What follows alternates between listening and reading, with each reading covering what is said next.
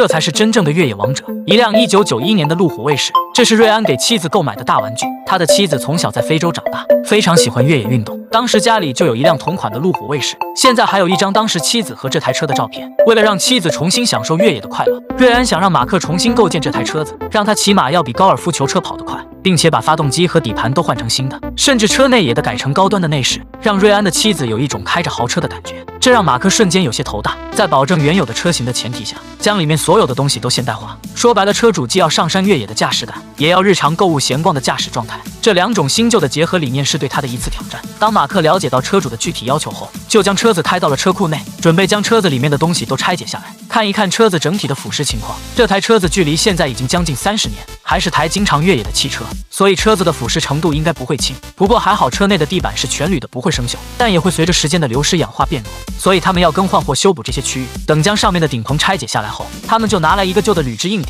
因为原本的顶棚是玻璃纤维的，按起来非常的脆弱，无法保证车内的安全，所以这个铝的硬顶就是很好的选择。这是从另一辆卡车上拆解下来的，在经过车厂的修复后就会焕然一新。员工们正准备把它抬到车上进行试装时，突然员工们抬进来一个新的底盘，这是马克为这台路虎卫士准备的。由于车子已经磨损了30多年，想要得到好的驾驶感，换一套新的底盘还是必要的。不仅如此，马克还为其准备了一个全新的引擎，这是一台 LS3 发动机和 6L80 变速箱，安装上去就可以用。他们用胶带将通风口都密封好，就把变速箱和引擎组装到了一起。而越野车都是4驱的，那么一个分动箱也是不可缺少的，它连接着后驱动轴和前驱动轴。等员工们把适配器安装到变速箱后，就把分动箱也安装了上去。可这时却发生问题，由于变速箱上的一角挡住了分动箱，所以他们不得不将其切割下来，这样就可以将分动箱安装上去了。等一切准备工作都完成后，就把引擎安装到了底盘上。这时他们就开始准备组装车子的悬挂系统。他们没有使用板簧设计，而是用的线圈的方式，这样构建出来的性能要好很多，并且还为其配备了冲击塔，它能将车子的震动反馈到车架上。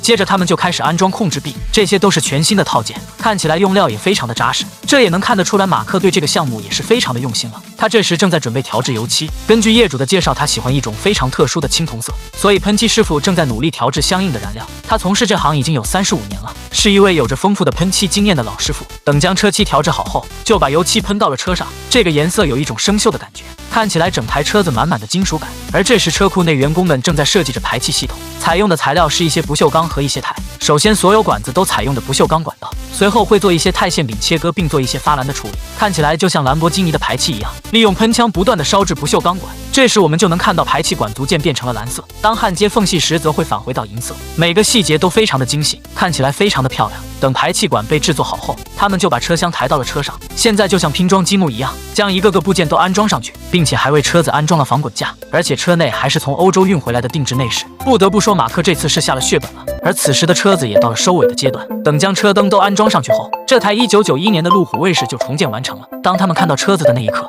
夫妻2人非常的惊讶，没想到车子竟然重建的这么好，和之前的车子简直就是天壤之别。不仅车子外观就是车主想要的颜色，而且车子还采用的线圈悬挂系统，能够在驾驶时体验到舒适的驾驶感，再搭配上500马力的小 V8 发动机，让车子在行驶时没有任何的后顾之忧，并且还有一个8速手自一体的变速箱，不管是在山丘还是逛街都不会发愁，甚至有一种一车在手天下可走的感觉。此时夫妻2人的心中满满的都是幸福感，